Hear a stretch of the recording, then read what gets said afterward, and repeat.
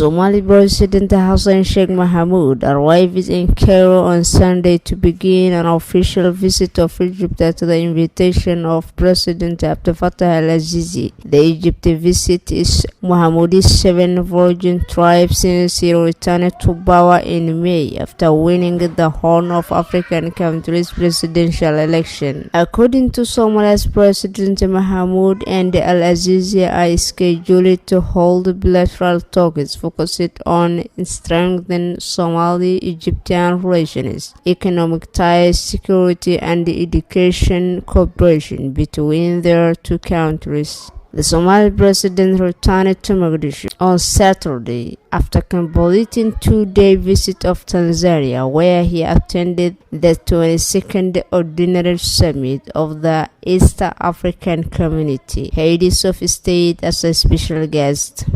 Somalia is still pushing to be admitted into the East African Community. Before his Tanzania trip, Mohamud visited Kenya, Eritrea, United Arab Emirates, Djibouti, and Turkey. The 66